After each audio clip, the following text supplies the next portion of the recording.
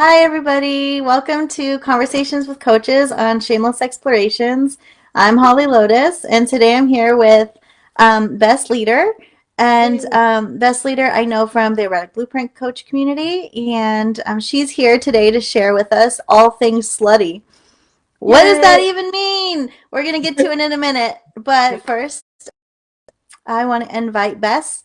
Would you like to lead us and get us started with some pleasure first? definitely. Yeah. Perfect. So let's find a comfortable seat for yourself. I'm gonna open up my legs here. So sitting back, hmm, and finding some breath in through the nose and out through the mouth.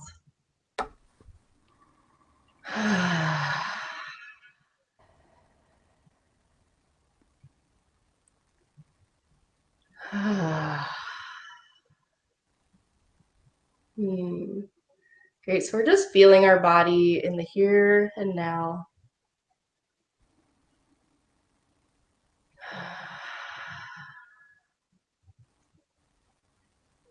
And I invite you to bring one hand to your heart center and the other hand to your genitals.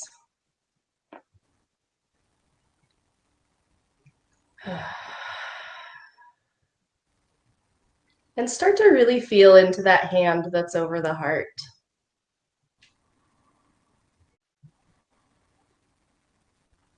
Right, so feeling your palm, your fingers, all the places where this hand is connected.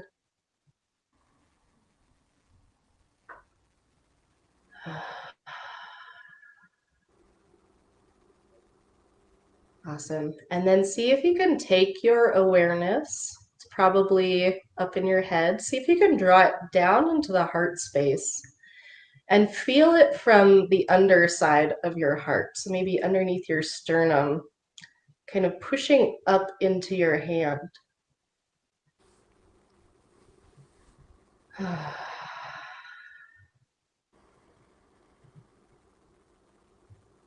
And start to tap into what is it that the heart speaks to me? What does it tell me? How does it feel?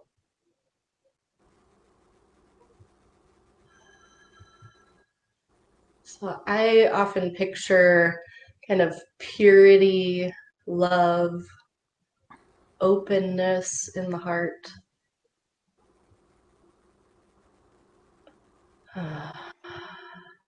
Kind of this clean energy.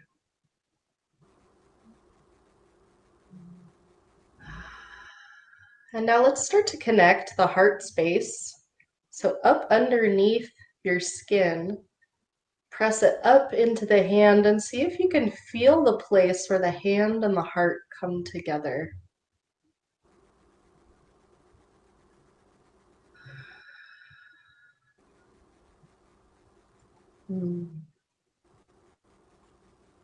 Awesome. We're going to take our awareness now down into the other hand. So picture yourself as your other hand, your hand over your genitals. And just see what the experience is like for this hand. So how it feels to be down there, maybe cupping your genitals. What does it feel like? Do you feel some heat? Maybe it's sweaty. And what comes up emotionally with your hand on your genitals?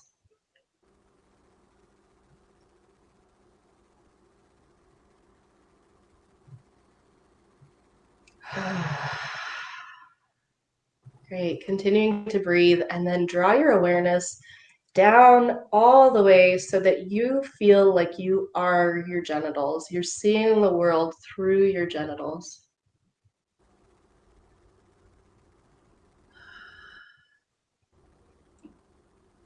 And how does it feel to be down in your genitals? I just noticed some tension that I released with my breath.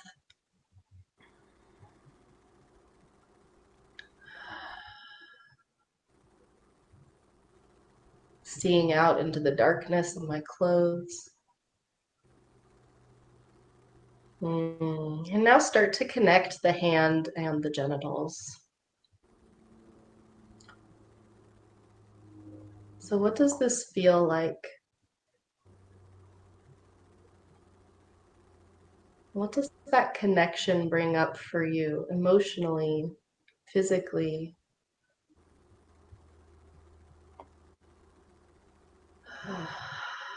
And you don't have to judge whatever comes up. It could also be numbness. I don't feel anything. Great. Just notice that.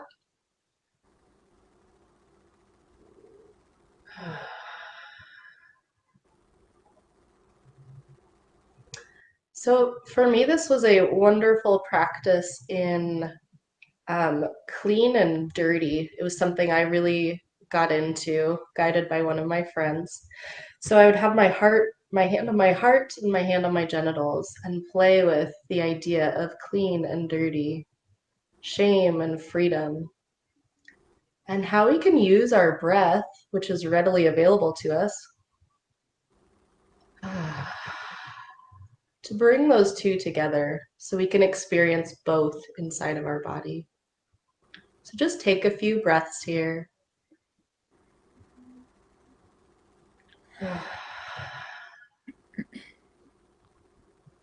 To feel the heart and the genitals together.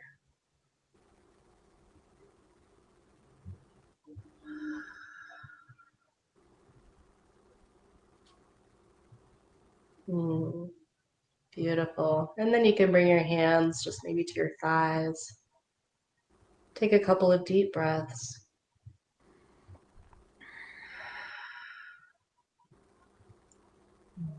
And opening your eyes when you're ready.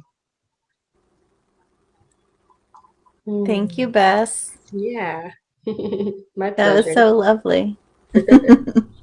So, seeing the world, like what comes up, seeing the world through your genitals, that's so funny. You just went straight there. Yeah. Today, my genitals are like, world is bad. My cycle, it's not always fucking peaches and cream. No, yeah, I'm on my cycle too. And I was Yeah. observing that from my genitals. I'm like, oh, gosh, this is fascinating. Figuring out. Perfect. Yeah. So I love this practice because when I first started exploring what it is to be slutty, which is something that kind of comes naturally to me, I love it. I always have. I love playing in erotic energy in this playful way. I started having a shadow coming up of feeling dirty and wrong. Hmm. And so to tap into that, I kind of used a polarity of what is right and wrong, what is clean and dirty, and I translated that onto my body, which feels really yummy to do, that we can have both at the same time. Hmm. And just coming back to that realization that I can have both and that it's okay to feel both. And it doesn't make me bad or wrong or right and good and pure. I'm just best existing. Yeah, and there's maybe just no significance to any of it. Yeah. It's just what's there. Yeah. What's here? Yeah. Cool. Thank you for sharing that with us. Mhm. Um, so would you like to introduce yourself a little bit more to the community Yeah. and to whoever watches this at any point? Mhm. Please ignore my big ugly cup. So yeah, I love working in eroticism. I worked as a sex worker and as a and working in sexuality felt very comfortable and freeing to me. And I didn't at the time realize like how impactful that would be for my future, but I'm really glad that I stepped into that role. And through the years in between there, that was like when I was 18, and now I'm 35. Just all the progress in between. So I've worked in holistic health and wellness, which is me trying to be clean and pure, which I Yep. love. I worked as a vegan chef in Costa Rica for 2 years, which I also just loved. So much fun. I love when it all comes together, right? So the holistic approach to just us as human beings. And when I moved, and now I live in Oklahoma, when I moved here about 2 years ago, I started to realize that I had fallen out of touch with my sexuality, which was a huge red flag for me because I've always been a very sexual person, and I felt numb and disconnected, and I didn't want to touch myself. It was very weird. And I ignored it for a while. I started my first business and poured all of my energy into that. I was single, I didn't date, nothing, like nothing involving sex at all. So I thought. And so I was very happy in that. And then, my former partner recommended a sex coach to me because I'd been expressing that I didn't want to have sex anymore. So he connected me to someone who I eventually hired and worked with. And I started exploring and opening once again to my erotic self. And it totally revamped my business, doing sex coaching, and just honestly transformed my life hugely. Yeah, I'm when so we glad add I did in it. our aliveness and our eroticism to any part of in our life, then every part of our life changes and becomes so much more alive, right? Yes. Yes. So I didn't good. know that you were an erotic dancer. That's really fun. Hmm. My daughter does pole. Hmm. She's been doing it since she was like, I think 11, 10, or 11. Um, Yeah. Oh, I love so that's that. a lot of fun, and so much judgment comes with that. You know, how could you let your daughter do that? How can you encourage it? You're turning her into a stripper. You know, Hmm. there's all these stigmas and judgments on top of it. Yeah. And like my point of view is like what's fun for her. It's like gymnastics, it's fitness, and if she wants to be sexy, I'm not gonna make her shut it off. Right. Like, oh Plus, gosh, what if she became a stripper? What would you do, what Holly? if, I don't know, I wouldn't have to pay for college. How about that? I would sit back and enjoy my money in a different way. I love it. Yes. That's my Yeah. point of view. Yeah, my mom was really supportive too. She obviously voiced her concerns about, be my safety and everything, but she's like, "Great, if that's what you want to do, like I support you." I'm like, "Wow, thank you." That's beautiful. Gosh. Yay. Yeah. Thanks, Mom. Yeah, thanks, mom. Yeah, that's so fun.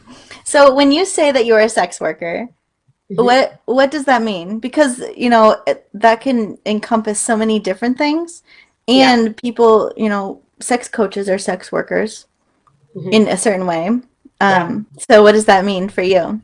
Yeah, so I started playing with I knew I didn't want to have sex for money when I was younger, and but I still wanted to. I have a natural gift of turning people on, and I love to play with it. And it it came very easily to me, and I would get requests for things that were not necessarily sex, but were within the realm of sexuality. Mhm. And so people would like pay me to come and spend time with them, not really doing anything. They oftentimes just wanted to talk. Um, we would go out to dinner, we'd go on like road trips, little vacations. And like I never had sex with anybody except for like people I was dating. Um, so it's funny to because I was like, well, I wasn't a sex worker and like I don't do that now, but I'm like, yeah, it is sex work. You're getting paid for your eroticism. Mhm. So it kind of expanded what the view of a sex worker is. And I found it to be such a beautiful experience. Like the majority of the people who I met, it was mostly men. It was wonderful. It was very like a give and take. And I made some great friendships through that. I had one client who ended up dying of pancreatic cancer, and I spent the last like 4 or 5 months of his life with him, Hmm. just on and off. And he just wanted someone to be there. And he couldn't go to strip clubs anymore, which is where he found a lot of connection. And so I would go out to his ranch and visit him and help him out, honestly. Like, it's a very painful way to die. And like, oh, Like I would cry frequently because it was a really beautiful experience to be there for someone. Yeah, I Um, can feel that just that love and honoring of the person and yeah, the needs that they have that need to be met. It's such a beautiful gift that you gave. yeah, Um, I and love I it. like that's how I view, you know, not everybody goes out, meets people, starts a relationship, and just gets to have that companionship.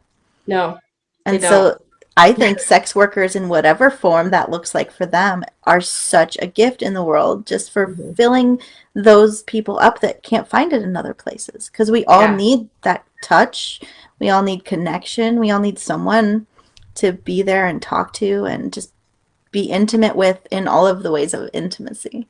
yeah. So, thank So, you.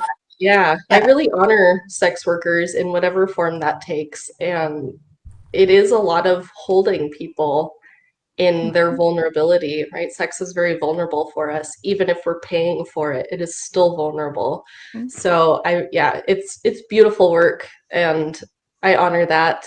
And I wanted to do more with sex Mm-hmm. in a more transformative way. So that's eventually what brought me to become an erotic blueprint coach. Mm-hmm. And I love like how much more I get to offer now with my clients. Yeah. It's Yes, yeah. like just there's so much to be given and offered or experienced in all of the realms of eroticism. So, that's exciting. Tell me a little bit about the idea of all things slutty Yeah. and So, being a slutosaurus. yeah. So, my partner started this group on Facebook and he's very extroverted. And so, and he has a lot of friends and he has a lot of lovers and he's very, like, people love him. So, he started this group where people could just come on and be slutty. So share pictures, share their stories, like, hey, I did this last night, it was so much fun. And people would come in and be like, ah, I love this, like, awesome, you're so hot, whatever it is. And he's like, hey, do you want to like be an admin in this with me? So I was like, yes, of course. And it has just blossomed since then with people who are like, I didn't even know a place like this could exist on Facebook or on social media. A place where you can come and like share your slutty discoveries. People share their challenges, um, particularly around things that are still shameful. So Hmm. kink and BDSM and polyamory, all those things. We welcome it all. Um, and just a place to share your sexy pictures. It's so much fun. Yay, Like, that I is love fun because it. even just sharing a picture, that is kinky. Yeah, exactly. And but a big part of it too is like how we can be good people while we do it.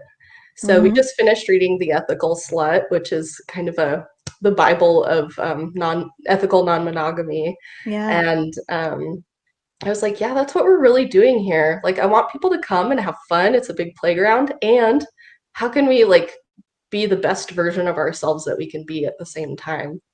Like, be Mm. ethical, be in pleasure, be bringing other people pleasure too, or at least not hurting them in the process. So So we dive into a lot of that. Yeah. that's great. That's Mhm. really like a fun playground.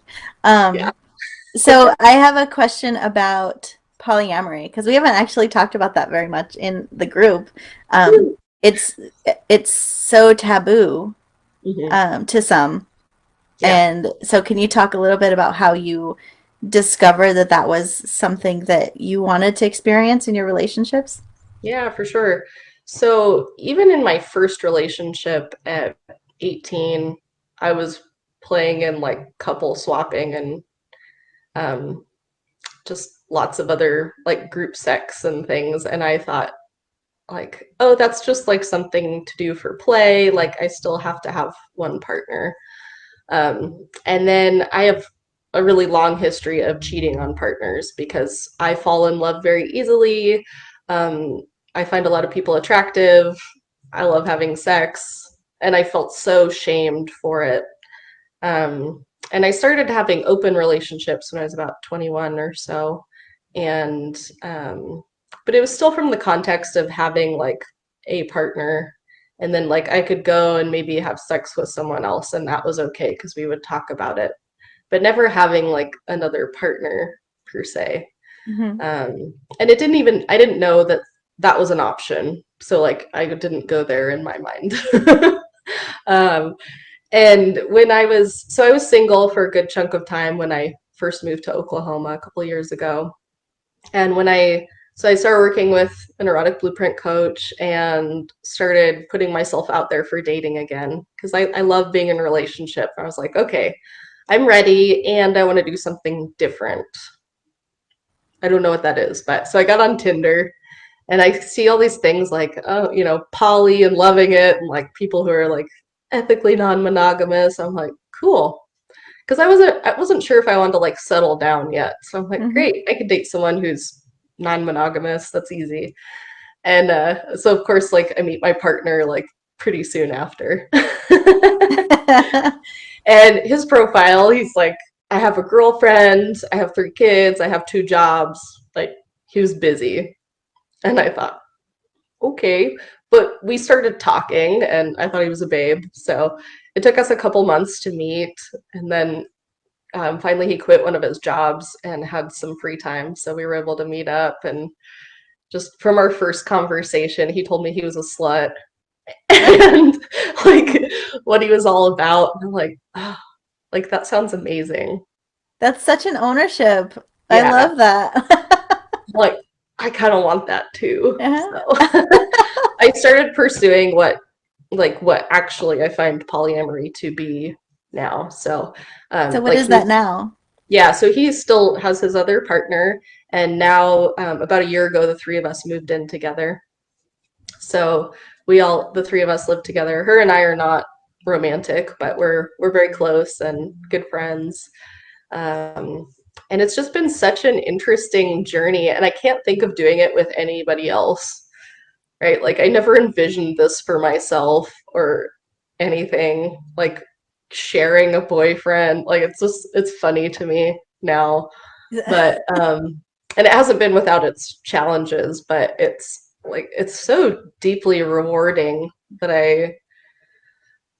yeah, I'm like, cool. I created the reality I didn't know I wanted, but I Mhm. knew how I wanted to feel in my new reality. I knew I wanted to feel free and spacious and like empowered.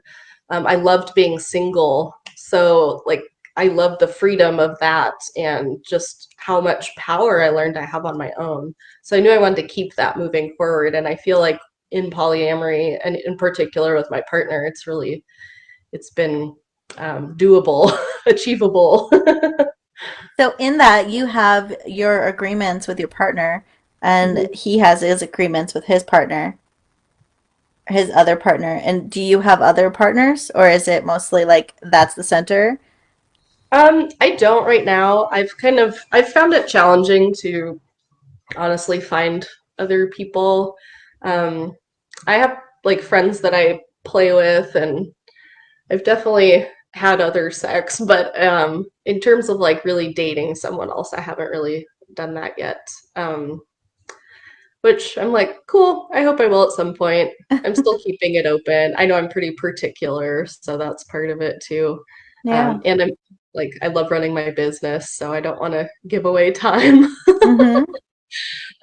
But yeah, I'm open to it transforming in the future, and just being open to that and wherever life takes us. That's kind of part of it is that we leave ourselves open to whatever might arise in the future. Like Mm. I never know who I'll meet when I go to events or travel. And I like the option that I could meet someone amazing and be able to like dive in with them. That makes me really happy and feel free. That's So beautiful. yeah. And that sounds like such freedom in your relationship and your choice and just life. Yeah. Yeah, exactly. I want to feel free in all aspects of my life. So Yes. So you mentioned like it hasn't been without its challenges. What would you say? So like I explored polyamory, just like not really in any relationship or anything. Just how would that look in my world, and would it actually work for me? I had a history also of like cheating on lots of boyfriends because I get bored. Yeah. And I'm like, what's exciting? Oh, that's exciting. Ooh. Yeah. But I guess I'm not ready to give you up, so I'll just go play and cheat. Yeah. And I'll Pretty come much. back to what works and whatever. Mhm. um, so where was I going with that? Challenges. Yeah, the challenges. For me, I discovered like um communication and Mhm. just the energy and effort that I have to put into communicating with multiple people. It wasn't something that I was willing to put an effort into so much. Like one relationship, cool, I can handle that. Maybe sometimes also leave me alone. Yeah. So Yeah. what So are the challenges that you've like seen or experienced? yeah. So first was really getting in touch with what I needed. Mm, So I knew what my desires were, but I didn't know like what I actually needed from a partner. I think being single for a while, I got used to taking care of everything on my own.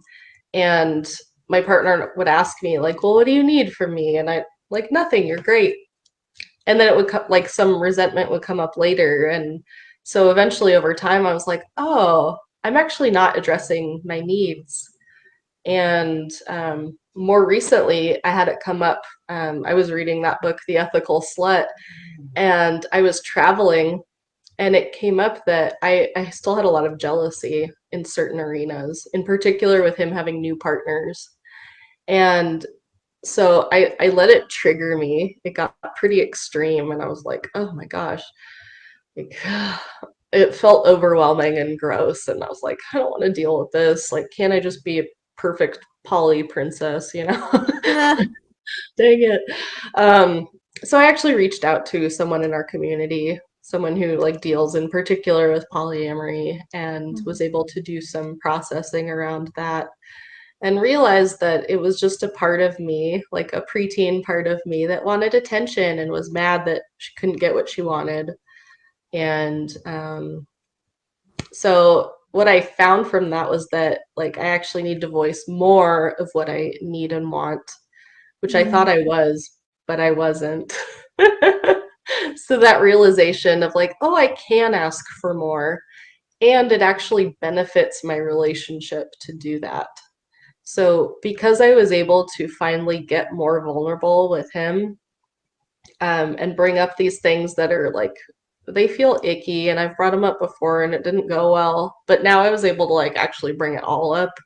mhm. And what happened was he was really able to hold me there and just like love me in that vulnerability, which was That's so sweet. sweet. It was Yeah. amazing. And then, it actually deepened our intimacy with each other. So I'm really grateful that that I still get triggered and that, that like shit comes up and that I'm able to that I have resources to reach out to. That's the nice part of having a community, Yeah. right? It's like I'm not great at everything, and it's so nice to know like, oh, like I can call so and so and like they'll have me. They'll take me and like hold Yes. me in my weakness or in my meh, gross state of Right. In being. all the worst places, there's actually people who will be there. Yeah. I love Yes. it. It feels so good. And what I've realized is, working with clients myself, when I'm asking them to be vulnerable and to hold them in that space, like of course I have to go through that myself to be able to hold another. Yeah. So it was like a deeper level of that for me. And I'm like, oh, it's really beautiful. It reminded me of that movie Inside Out. Have you seen that? A long Yeah. time ago when it So came. it's like towards the end of the movie, like she has to feel sadness, and like sadness isn't coming up, joy is trying to control it. And Hmm. finally, like she lets sadness come in and like falls into sadness and then is able to like bring herself to to a realization that she needed because she was able to dive into sadness. And I'm like, oh, it's so Yes. beautiful.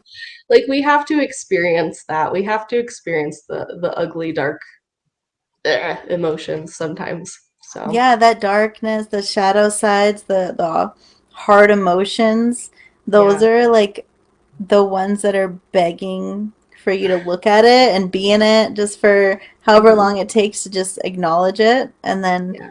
to get to that next place that feeds so much. So, Yeah. yeah, and like having a community where you can be held in it is Hmm. beautiful. Where, focus on like the focus on pleasure, right? It's not always pleasure. So No, like this pain in my body is not pleasurable. But, if I lean in and figure out what's there, then I can heal whatever that is talking to me and move on to something amazing.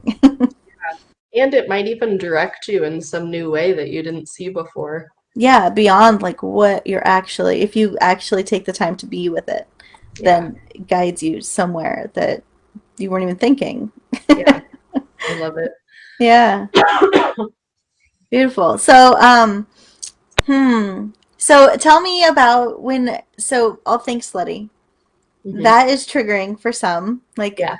okay, so when I was in high school, I think it started in middle school or fifth grade or something. Like, they would call me Holly the Hoe because I had boobs first. Yep. And like, as a kid, like, what do you do with that? And then it just continued, and I was like loving wearing really the most provocative clothes, and I would wear like 6-inch heels to high school, and like, and Yep. wigs because that Yeah. was fun, and I just wanted to have like this different personality for a day. And I was seen as so weird, and so many rumors were flying about like what kind of person I am. Um, and then so it gets shut down, right? Like whether you're experiencing that yourself or hearing somebody talk about somebody else in that way, like we all shut off our slutty side at some point because of something. Yeah. Judgments of outside and or how we're judging ourselves or the other person. Yeah. Um, Or so even what would perceived go safety. ahead? Even perceiving safety as an Mm, issue with being a slut, right? Like yeah. good girls don't dress that way because you might end up, getting raped or something. And it's like, oh, well, it's not safe for me to express that. And if I do, then I'm asking for people to treat me poorly, right? Or disrespectfully. So Yeah, we I do totally learn. had the point of view of if I turn him on, then now I'm responsible. Yeah, yep, Yeah. exactly. So we kind of disown this part of us, which I understand why. And like, what does the slutty part of us serve? Hmm. And for me, what I find is it's excitement, joy, play, and playing in the slutty realms. Like for me, has been such a joyous part of sex, and reclaiming that. I always had like kinky fantasies starting from when I was pretty young. Like I remember in early elementary school having like really kinky fantasies, and I thought like, oh my God, I'm a pervert, right? But I would like secretly dive into them because nobody knew. It's in my own head. Um, and through even like through my whole life, I've had so many fantasies, but I never thought about actually like speaking them or acting them out. Hmm. And now like I do play them out. Some like most of them it's just through talk and I love that. Like I can have a huge orgy gangbang and like in my mind with my partner be talking about it and it's so hot. And I don't actually have to do it physically for it to be like such an exciting turn on because when I think about it physically I'm like, ooh, like it doesn't feel safe and it feels kind of gross and like I'd probably get an infection and yeah. It, yeah, like playing in fantasy land, it's so much fun. It's so hot. Um, and yeah, just really getting to dive into that. Kinkiness, I find to be part of I think we equate a lot of like sluttiness with being kinky. So the more I play in that, I love rope. I love impact play. I really love like games and having rules and things like that. It feels so naughty and part of like part of me just like, oh, I love it. Because I've always tried to be such a good girl, and then the part of me that's like, hey, I'm bad. Like, let me out. I want to play sometimes. Yeah. Like a lot of times I want to play too. hmm Oh, did I say sometimes? Like I want to take over your life? Yeah. So yeah, and then like more recently, like as I've developed what I'm doing with my business and my persona within my business, like I've really been feeding this part of me. And so like what that looks like is I stopped doing a lot of chores around the house. I stopped doing all the dishes and cooking, and it was draining my energy. And I'm like, oh, Mhm. if I'm really the erotic empress, then I wouldn't be doing that. So I'm gonna do Yes. things that an erotic empress does. So she like buys herself sexy lingerie. Like I'm wearing really hot, expensive lingerie under this. I'm like, ugh, it feels so luxurious and good. I love coming on camera, right? And like I love just talking and like enjoying other people's company. So I just like feeding these parts of me that feel really luxurious and like with the lingerie, like there's no need, but I don't have to do it. It's hmm purely for fun. hmm So, what you're talking about actually is like have just putting on a persona when you said like having a persona. Yeah, Um, there's like if you are having trouble claiming pieces of yourself, then what if you like this is why I wore a wig today to just demonstrate this. And it's Halloween. I saw my friend put it on the other day and she's like, oh, I feel really sexy. I think I want to be a prostitute today. yeah, Like, all right, own it. And so like you can change little parts and pieces of like how you dress, putting makeup on in a different way, putting on a wig, and like that's the physical appearance so that that inner part of you can come out and play a little bit and have a little bit of permission to exist. yeah, Um, yeah, so I just want to explain that because we haven't really talked about personas. yeah, I would say like that is like little things that you could do. And I didn't know that when I was a kid that I was doing this, right? Like in high right. school, like this day I want to wear a wig and everybody thought it was fucking weird. Like, why does she have that red thing on her head today? Yeah, But what it was just this part that wanted to be like seen in a different way and like acknowledged. So if you maybe if somebody's having trouble embracing a slutty side, then what does slutty look like, and how do you play with that? And maybe in your own home. yeah. Or So yeah. I started getting things in my life that feel edgy. So like I have a collar that I love to wear that has a long tassel, and I love to play with the tassel on it. These are things that like I wouldn't necessarily wear going out grocery shopping. But working from home, I can just put them on and kind of feel into that. So there's parts of me that I feel like are too much and are too demanding of other people, right? Like I want other people to serve me. That's part of this persona. And, logically, I might think, well, who am I to ask people to serve me? Like, gross, that doesn't sound very pleasurable, right? Or like equal or whatever it is, judgy, judgy. And but because I'm playing in my persona that I use for business, like I get to do that. I get to ask for those things and I get to take up a lot of space and hold it, and it's really nice. And what I find is that like the clients who I draw in through that, they show up in such a different way than how I used to go and get clients. Yeah, Like get they them. just come to me now and they're like, "Wow, what are you doing? I want to be a part of this." Right? And they want to play in their slutty realms too. I'm like, "Great, this is what I want. Yes, play in front of me." Yes.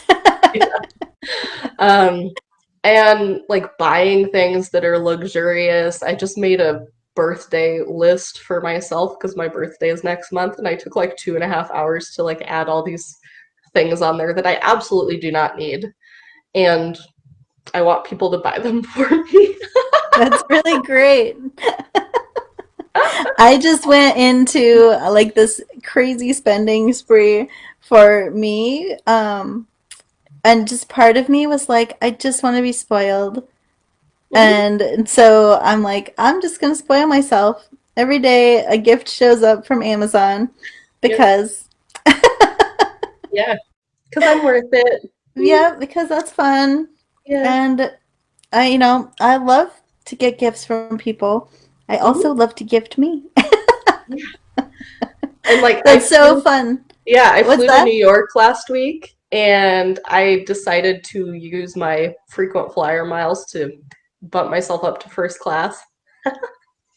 Yay, Why? Because why not? I want to travel in luxury. hmm Beautiful ownership. Yeah, it's fun. That's great.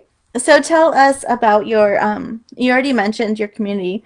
Um I just kind of want to have people be able to find you. So Yeah, how do people find you if they're interested in playing in that community, learning more about what it is you do? yeah. Um and yeah. So you can always reach out to me on Facebook. It's just Best Leader, Leader. And I'm on there. I'm public, so you can find me. The group is called Slutosaurs, sort of like a slutty dinosaur. So if you type in slut into the search bar, it's one of the first things that pops up. And it's a picture of a slutty dinosaur in a tube top. And you can join our slutty playful community. I host a lot of educational things in there, and we just do things for funsies because we can. Why not? Beautiful. Yeah, and I love to work with new people and folks who are exploring what their edges are, whether it's through polyamory, ethical non-monogamy, or they just want to open up sexually and feeling kind of stuck in that. And how do I do that? And I want to transform my life like you did. Like, cool, let's do it. I can do that. That's great. Will you post a link to the group um Yeah, in the Shameless Explorations under the video? for sure. Yes, I'm going to. Perfect. Yeah. Great. So what I like to ask before I let coaches go away or my guests leave, if you could leave somebody with one insight or tool today to just start owning their sluttiness or their sexuality, can you give us a little insight? Yeah. So what comes up for me, and it might not necessarily be around being slutty, but is just the remembrance that you are already whole, you are already complete, you are already an expression of love, you are love, and that anything that we do is just to help you remember that. So, Mm, yeah. beautiful. Thank you for that. That's Yeah. that's a great insight and an invitation. Yes. Okay, thank you so much for joining me today. Yeah. Thank I'm you really so much, grateful Holly. that you spent some of your day with us and shared yourself, so much of yourself. You were so vulnerable, and I appreciate that. Yeah. Thank you. Mhm. Okay, everybody. Best Leader, she told you where to find her on Facebook and Slutasaur's group. Um, and if you would like to talk to me, this group is on Facebook, Shameless Explorations, and also Holly's on Facebook. Okay. Right, that's right. Holly Lotus at shamelessexplorations.com is actually the best way to get a hold of me. Um, and I will see you next time.